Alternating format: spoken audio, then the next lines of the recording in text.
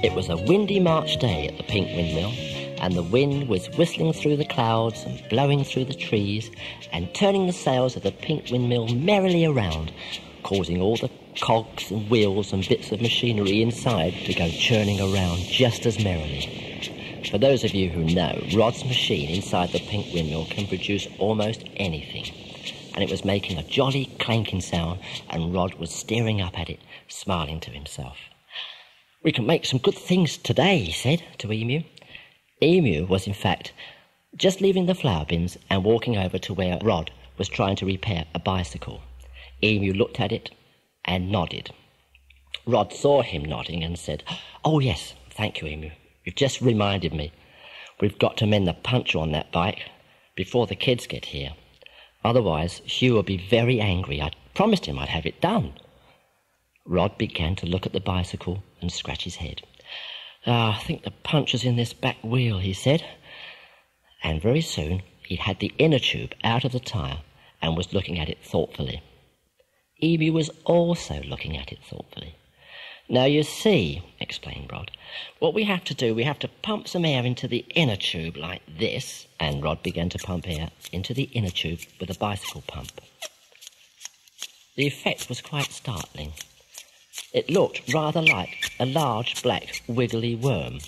This was too much for Emu. He grabbed hold of it and began to wrestle with it, causing the bicycle to fall over on top of Rod. The two struggled. "Emu," said Rod, "that is not a black wiggly worm. This is called an inner tube. Now, look, along here somewhere there's a little hole where the air's coming out. Now, what we've got to do is to find out where the hole is." Emu peered closely.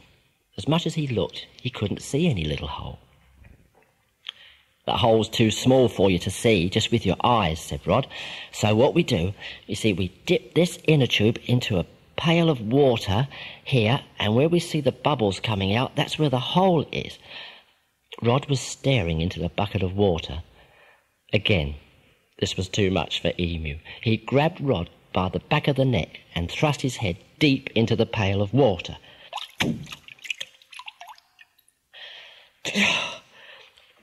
What did you do that for?" said Rod. And Emu was laughing. "Oh, you're in one of your playful moods, are you?" said Rod. "Look, just help me. Don't push my head in buckets of water. Just help me find this hole in this inner tube." Rod began to inspect the inner tube again, and again Emu, because he was feeling very playful, grabbed Rod by the back of the neck and thrust his head back into the bucket. But this time, something strange had happened. When Rod came up, his face was not covered in wet water. It was covered in cream. "Cream?" said Rod. "It was a bucket of water just now. Now why is it—" Suddenly it dawned on him. "It's that Grotbags. She has bizzazzed this bucket and turned it into a bucket of cream." Rod grabbed Emu and they ran to the door and looked out. Sure enough, up in the sky, there was the hovergrot, hovering just above them. "Ah, ha, ha, ha, ha," said Grotbags as she stared down at the two. "You bet it's me. I'm in a bizzazzy mood today, so you better watch out." She aimed her bizzazzer, and Rod's hat blew off under the force of the effect. "We're not frightened of you," said Rod, feeling very frightened. "Why don't you clear off?" "Oh, and why don't you go back inside and finish your shave?" said Croc, and began to laugh. "Finish your shave? Oh, that's very good, Croc." And Grotbags burst into a hideous peal of laughter. "I don't know how you think of them." "Oh, it just came to me out of the blue," said Croc. "You mean like this?" "Oh!" And she walloped him with her bizzazzer. "And here's another one for you, Rod and Emu." And she aimed her bizzazzer back down towards the Pink Windmill and pressed the trigger. Before the laser beam could hit Rod, he dashed inside and slammed the door shut. "Oh, that's all we needed, isn't it, Emu?" said Rod. "That Grotbag's out there with that Croc bizzazzing people. And the kids will be here any minute." And as he said that, he could hear the sound of the children. running across the field towards the pink windmill. As you know, every day kids from all over the world run towards the pink windmill because they know it's where Rod and Emu live, and once inside they can have fun. They can paint, and they can sing, and they can shout, and they can all have fun. And that's what they look forward to doing every day. Today was a bit different.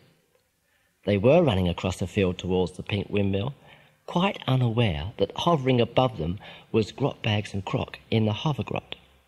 They soon found out. Bizazz!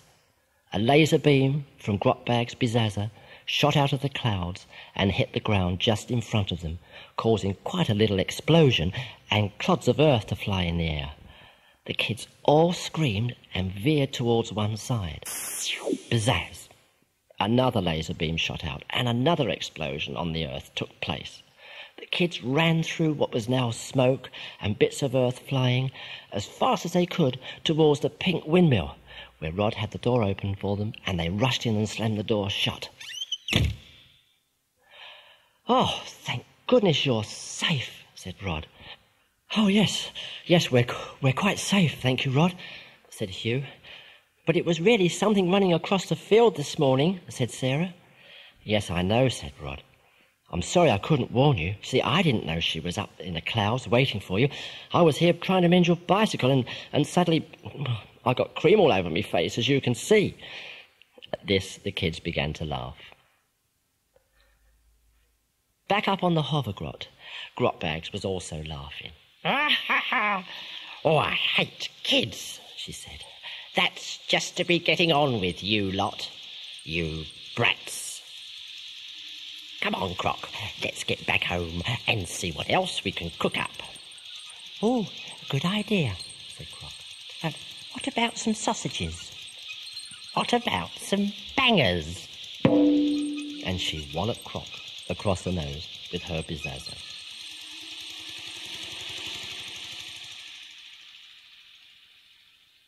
Back at Gloomy Castle, Grotbag swept into her spell room, followed by Croc.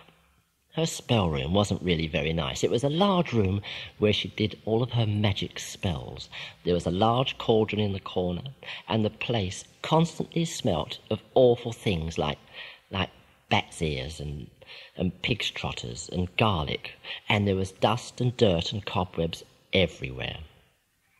Grotbag swept in and sat down in a chair, feeling very happy with herself. "Oh, now, I think I'll have a little sleep now." "A good idea," said Croc. "Not you, lump brain," said Grotbags. "I'm going to sit in this chair and have 40 winks, and you can stay on guard at the grottoscope and wake me up when those brats leave the pink windmill." Yes, at once, Your Majesty, Your Highness, Your high-level grill. But Mrs. Grotbags, should we not be down there, capturing that emu, so as that you can bring him back here, and together with his power and yours, you be the most powerful Majesticals and rule the world?" "All in good time, Spongebrain. This is all part of my long-term plan," said Grotbags. "Oh," said Croc. "Sounds very interesting. You know how we buzzed those brats this afternoon on their way to the pink windmill?" "Yes." "Well, if we buzz 'em again on their way home?" "Yes." "And buzz 'em again tomorrow?" "Yes." "Pretty soon they'll be too frightened to go to the pink windmill, and that streaky bonehead Rod and his stuffed-up parrot Emu will be down there all alone, with no brats, no friends. That's when we can go in and take over." "Oh, very good, Majesticals. Yes," said Croc, then scratched his head. Where does the worm come in?" "What worm?" "That long worm plan you said." "Spongebrain, I said long-term plan." And she hit him on the head once more with her Bizazza. "Now, I'm having my sleep. You wake me up when those brats leave the pink windmill." Croc took up his position at the grottiscope, which, as you know, is a sort of witch's telescope. But this one was very special. It could see right inside the pink windmill, so that Grotbags knew exactly what was going on at any time of the day. Croc yawned and looked across at Grotbags, who by this time was fast asleep. In the pink windmill, the kids and Rod and Emu had forgotten all about Grotbags and Croc in the earlier part of the day, and they were busy making kites. The reason that they were making kites, because as Sarah had said, it was such a lovely windy day outside, it was just the day to go out and fly kites. They were all busy painting and tying tails onto the kites, and the girls were carefully winding the strings onto the bobbins so as not to get them in a tangle, and the boys were helping them fix them up. And Rod and Emu, well, they weren't doing very well. You see, Rod's kite was a bit old, and Emu, in trying to paint an extra large face on the kite, had poked the paintbrush through the kite in several places so that it was quite full of holes. Add to that the fact that the tail was tangled up with the string, and the string was tangled up around Emu's legs, and Emu's legs were tangled up around Rod's neck. You can imagine what kind of mess they were in. "Hurry up, Rod," said Emma. "The wind will be gone in a minute. We must get out and fly our kites." "Yeah, I'm just coming," said Rod. "If I can just get this mess out of it. Emu, get your foot out of my mouth." They were struggling and the kids were laughing, but nevertheless they were all happy. "Oh, come on," said Anthony. "Let's go. Rod, you catch us up." And one by one they all shouted and skipped and danced their way out into the warm, breezy sunshine. Back at Grotbag's castle, there was a strange noise coming from the spell room. It sounded like water going down a plug hole in the bath.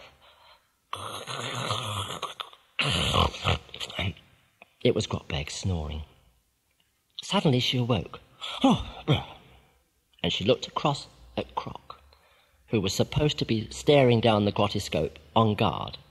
Instead, he was leaning against the wall, fast asleep. Grotbags left her chair, strode over to the grottiscope and stared down the eyepiece. "They've gone," she said. This woke Croc. He jumped up and stared down the eyepiece of the grottiscope. Oh, they've gone," he said. "I must tell Mrs. Grotbags." And he ran over to the chair where Grotbags was sleeping and said, "Mrs. Grotbags, they've got..." "Oh, she's gone too." "Oh, I know they've gone," said Grotbags. "It was me who told you." "Oh, I wonder where I'd heard it," said Croc. "Come on," said Grotbags. "We've got no time to waste. Get the hovergrot out. We're going to catch those kids up and buzz them on their way home. Oh, we're going on another mission. Come on, tally-ho." And Grotbag swept out of the spell room, followed by Croc rubbing his head. Soon the hovergrot was zotting through the clouds, with Grotbag steering the controls and Croc hanging on for dear life. Oh, do we have to be so high, your majesticals?" said Croc. "It's the only way to fly," said Grotbags. "With any luck, we should spot them brats through the clouds pretty soon, and then stand by for action stations." "Oh, why are we going to Acton Station?" "Oh!" Suddenly, through a break in the clouds, Grotbags could see the kids down below. "There they are! I can see them! Oh, stand by! Here we go! Dive, dive, dive!" "Oh dear," said Croc, and hung on again for dear life. Below, on the ground, the kids were having great fun. They had no idea that Grotbags and Croc, on the hovergrot, were hovering somewhere above them. They were too intent on flying their kites. The wind was doing its job very well, and kites were soaring up into the sky, and some were zooming down and turning just before they hit the earth to go soaring back up again. Others were twisting, others were spiralling, and Rod's was still on the ground. He was doing his best to throw it up, and Emu was doing his best to pull the string. Now, wait until I throw it in the air and then pull the string, said Rod. And Rod grabbed hold of the kite, was just about to chuck it up when Emu pulled the string, which pulled the kite onto Rod and put Rod's head right through the kite. Now look what you've done. Oh. Suddenly, a very strange effect happened. All the kids' kites seemed to take off in one direction on their own.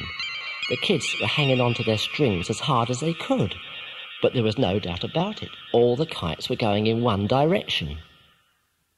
Up above the clouds, the hovergrot had become entangled with a mass of kites. Oh, what's happening, Mrs. Grotbags? It's them brats. It's their kites. Look, we're getting all tangled up. Get those kites off. Croc, will you help me get this? I'm doing my best, said Croc. He wasn't really. He was still hanging on for dear life. But the effect was amazing.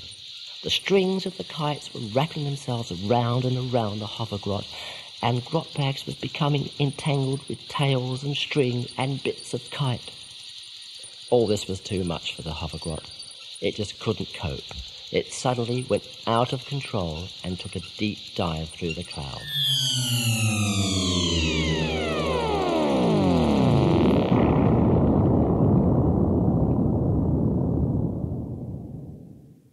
Crash! The hovergrot hit the ground right by the edge of a large duck pond and shot its occupants right into the middle of that same duck pond. The kids ran to the edge of the pond and looked in, and all pointed and laughed. "You rotten brats," said Grotbags, coming up out of the water and spitting duckweed out of her hair and mouth and eyes and nose. You want to learn to fight fair." The kids couldn't care less about fighting fair. As far as they were concerned, it was Grotbags who was unfair, right at the beginning of the day when she'd hidden above the clouds and had bezazzed them on their way to the pink windmill. That was the signal for them to run back. They laughed and skipped and jumped and sang their way back, and once inside the pink windmill with the door closed, soon there was the smell of delicious sausage cooking on the stove, bacon, bubble and squeak, all the things that they loved, and especially for Emu, a beautiful green cabbage. Back at the duck pond, looking just as green, but not beautiful, was Grotbags as she pulled strands of duckweed from her hair. She looked around at Croc. "It was all your fault," she said, quite untruthfully. "Oh, please, it wasn't me, Mrs. Grotbags," said Croc. But that didn't matter to Grotbags. She just walloped him with her bezazzer. "Nothing goes right for me," she said.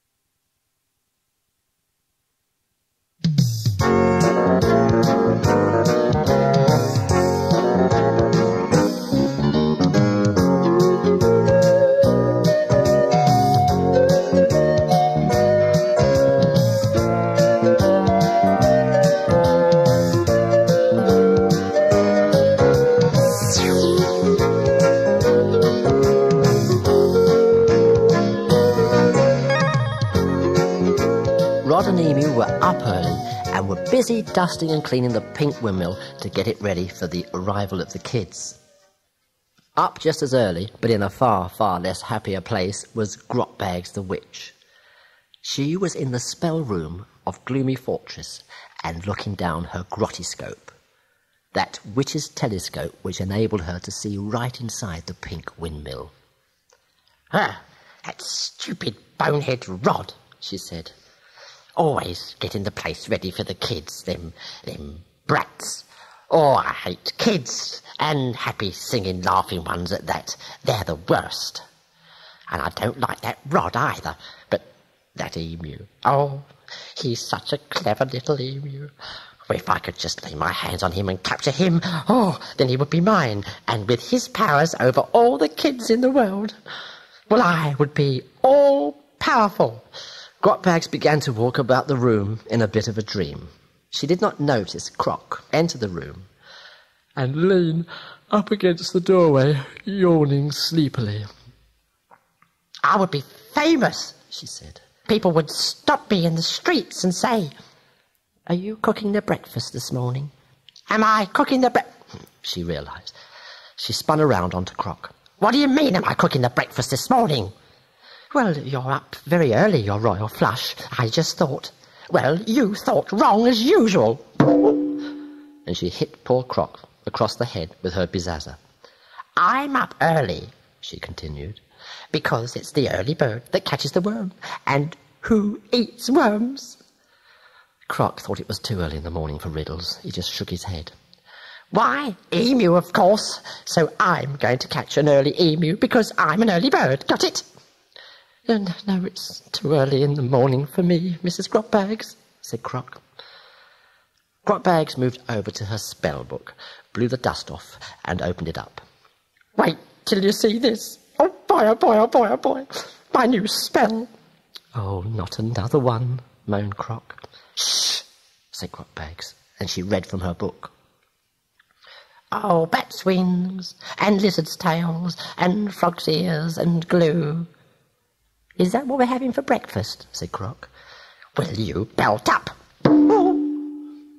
She went back to her trance. "Oh, I call upon the powers, earth and sea and mist.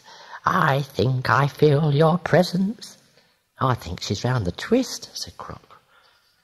Suddenly he looked on in amazement, because Grotbags was spinning around in the centre of the room, spinning faster and faster and faster, until she shouted, "Pizzazz!" An amazing thing had happened. The spell room suddenly wasn't the spell room of Grotbags' castle anymore. It looked just like the inside of the pink windmill. In fact, it was so good, Croc thought he was in the pink windmill. Oh, your Majesty, your royal premier," he said. "How did you do that? We're in the pink windmill." Grotbags gave him an exasperated look and pointed his attention into the direction of the grottiscope. "Oh, look, he's got a grottiscope, just like we have." "He's got a grottiscope, just like we have. Take a look down it, stupid." Oh! Poor Croc looked down the grottiscope, then looked back up quickly, rubbed his eyes, had another look, and turned back to Grotbags.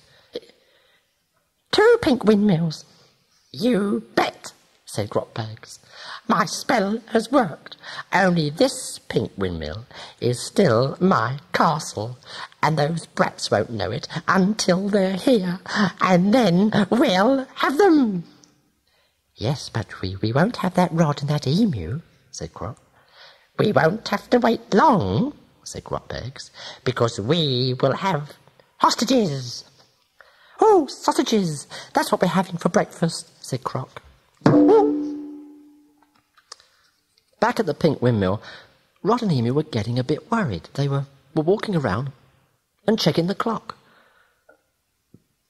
"Emu," said Rod, "I'm getting a bit worried. The kids have never been as late as this before. Come on, let's look outside and see if we can see them." They opened the door of the pink windmill and stood back in amazement. There was nothing to see but thick, thick fog. Rod called out, "Kids! Anybody there? Where are you?" He looked at Emu and shook his head. Emu looked very sad. Back at the other pink windmill, which as you know was really Grotbag's castle, Croc was looking excitedly down the grottiscope. "Oh, Mrs. Grotbags, your majesticals," he said. "I can see the brats. They're coming over the hill, and they're not going to his windmill. They're coming to ours." "Oh, that's because I've surrounded his windmill with fog. The brats can't see it," cackled Grotbags, and then added, "Listen!" Suddenly, there was a bit of a sneeze, and the portrait of Grotbag's mother, hanging on the wall, went, "There's somebody at the door.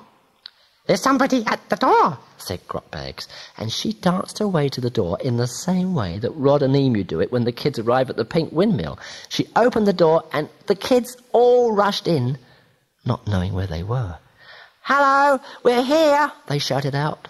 "What are we going to do today?" The door slammed shut. "We're going to catch an emu," laughed Grotbags. "Oh, no," said the kids. Back at the real pink windmill, Rod and Emu were sitting gloomily by the fire when suddenly a very strange sound happened. It was a sound that was not often heard at the pink windmill. It was a sound of the hotline that stretched between the pink windmill and Gloomy Fortress. Rod and Emu both jumped up together. It's the hotline," said Rod, and he ran to the stove, where the hotline was kept, of course, put on his oven gloves, opened the door and took it out and said, "Is that you, Grotbags?" "You bet it is," said Grotbags gleefully down the other end. "Well, what do you want?" "If you're looking for your brats, Buster," said Grotbags, "they're all here." Rod could hear the kids shouting down the other end of the phone. "Rod, she's got us! She's got us!" He turned to Emu in a shock. "It's Grotbags. She's got the kids." "So you better say goodbye to them now," said Grotbags, "'cause you'll never see them again."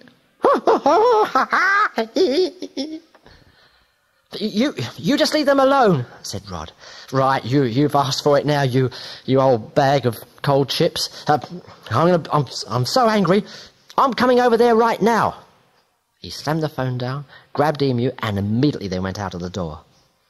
Grotbags was beside herself with joy. "He's coming over. I knew he would. And as soon as he gets here, we'll have him. Right, Croc, come on. We're going to take these brats down to the deepest dungeon and lock them away." "At once, your Spanish Inquisition," said Croc, and began as best as he could to herd the kids together. However, the kids were not going to be herded together that easily, and it was only when Grotbag threatened them with her bizazzer that they realised they had to do as they were told. "Come on, you brats, or I'll bizazz the lot of you and turn you all into toads." And together, Grotbags and Croc herded the poor kids out of the spell room and down towards the deepest dungeons.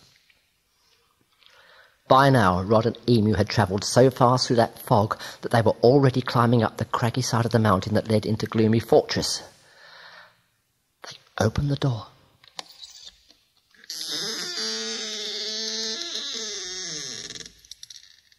Crept into the spell room and stood there amazed. Rod just couldn't believe his eyes. "Oh, look where we are, Emu," he said. "We must have walked around in a big circle in that fog. We're back at the pink windmill." Even Rod didn't know where he was.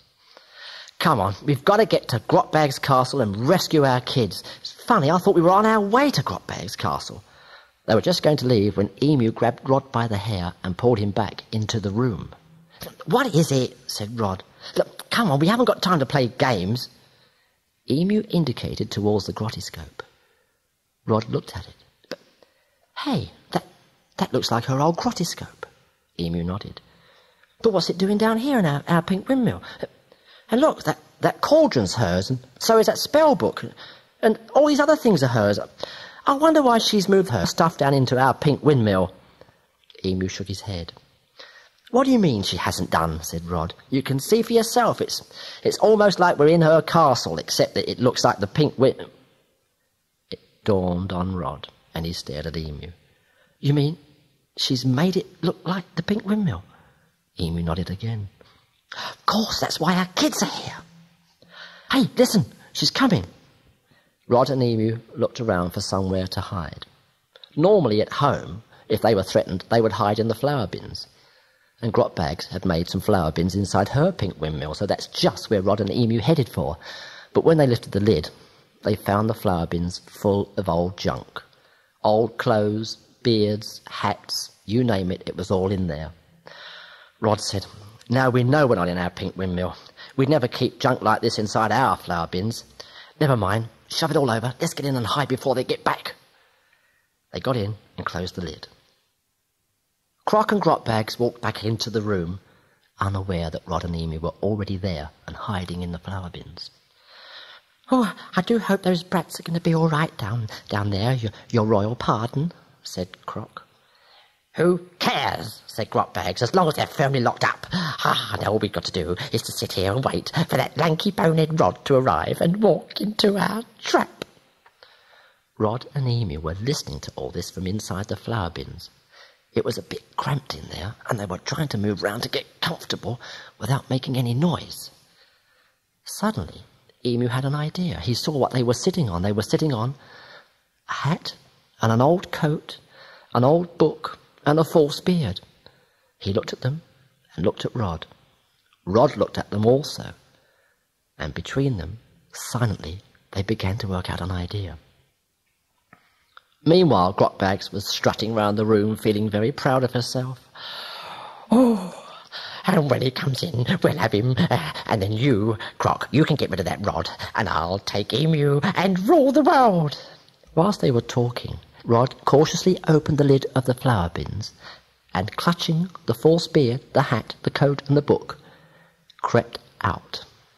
Very fortunately, he wasn't seen, because Grotbags was sitting in the chair feeling very proud of herself, and Croc was fussing around her as usual. "Oh, Croc, congratulate me," she was saying. "I've finally done it. Every cloud has a silver lining. I'll be as radiant as the sun. I'll be snowed under with congratulations, and people will hail me, and I will reign over all." She sounds like a weather forecast, thought Croc. Suddenly, the portrait of Grotbags' mother sneezed again and said, "There's somebody at the door." "It's him! It's him!" said Grotbags, and jumped up out of the chair and ran to the door. But on her way she picked up a large mallet and stood behind the door with it raised above her head, ready to bang Rod on the head as soon as he walked in and capture Emu, or so she thought. But when Croc opened the door, it was a strange-looking man that walked in. It was really Rod. He was dressed in a long cloak and a hat and a big funny beard and was carrying a book. "Who are you?" said Grotbags. "I'm from the United Witches and Wizards Union," said Rod, trying to put on a funny voice and not doing it very well. The United Wizards and Witches Union?" said Grotbags. "Yes, the UWWU." "The UWWU, you who?" said Croc. "Yes, I've come to inspect the premises," said Rod, opening up this book. "Oh, yes, you see, you've got to have good premises if you're going to be a witch, yes, and this doesn't look like a witch's castle to me. No, it's too pretty." Looking around the room that was now the pink windmill. "Yes, oh, much too pretty. You're going to lose points for this." And he made notes in the book. Oh, it's not normally like this," said Grotbags. No, it's normally full of cobwebs and damp," said Croc. "Yes, that's right," said Grotbags. Yes, I've made it look like this for a trap. Yes, that's it, a trap. I'm expecting someone to walk through that door any minute, you see, then I'm just going to trap them." "Oh, no, you're going to lose points for this," said Rod. "Oh, and I can hear children," he said. "Witches aren't supposed to like children. No, you're going to lose more points for that, too." "Oh, we haven't got any children, have we, Croc?" "No," said Croc. Only those in the dungeons." "Oh!" Grotbags had to hit him on the head with her bizazza to keep him quiet, but it was too late. She stared at Rod and said, "Oh, yes, those in the dungeons. Yes, I forgot about those. They're my slaves. I've got myself some slaves, you see." Rod was looking at her bizazza. "Have you got a license for that?" he said. Oh, yes, of course. Croc, show the gentleman the license." Croc didn't know what to do, or where they kept the licence, but he pretended he did. He went over to the flour bins, lifted it up, and as he did that, Emu popped up with a licence in his mouth. "Oh, thank you, Emu," said Croc, lowered the lid, and walked back to the other two with the licence. On his way back, he realised just who had given him the licence. Excuse me, Mrs. Crocbags," he says, pointing towards the flour bins. "Be quiet," said Crocbags. But I think I should tell you," he said, pointing back to the bins. "Well, you belt up. Is everything all right now, Mr. said Crocbags, looking to Rod. "Oh, perhaps I'd just better check those children, those slaves, before I go, just to make sure that they're really slaves," said Rod, trying to be officious. "Of course, Croc. Fetch the brats." Yes, Mrs. Crocbags, but I think I should... over there... Oh. Croc didn't argue any more. He left to fetch the kids. "Well, I'll just inspect her over here," said Rod, feeling quite confident now, and he walked towards the flour bins and lifted up the lid, and up popped Emu. Crocbags couldn't believe her eyes. But, she said. "Oh, hiding an emu, are you?" said Rod, still in his guise as inspector from the union. "Oh, I don't suppose you've got a licence for him either, no. Well, you're going to lose a lot of points for that." And he picked Emu up and tucked him under his cloak. It was at this point that Croc ushered all the kids in. At first they didn't quite know what to do, or what to expect, or what to say. But when Croc and Crocbags weren't looking, Rod hastily pulled the beard down and lifted his hat, so as they could see who it was. Once the kids all winked and nodded. "Oh, so you're slaves, are you? You don't look very much like slaves to me," said Rod. "You're too fat, you're too well fed." "Oh, we're not slaves," said Hugh. We're her friends." "Friends?" said Crocbags. "Yes, that's right," said Sarah. "We always come over here to see Auntie Grotty, don't we, kids?" And the kids all said, "Yes, yes, yes." Crocbags, open mouth, said, "Auntie Grotty? Friends? Emu?" "Oh, well, I can't waste any more time," said Rod. "I must take all these back with me as evidence so you can lose points in the Witches' Union. Come along now. Evening all." And he walked out and slammed the door. Once outside, the kids and Rod and Emu were as happy as could be, and they ran as fast as they could back to the Pink Windmill and to safety. Inside Gloomy Fortress, which was still looking like the Pink Windmill, Crocbag slumped into a chair. "What went wrong?" she said. "Perhaps you got up too early," said Croc, and ran out of the room before he could get walloped again.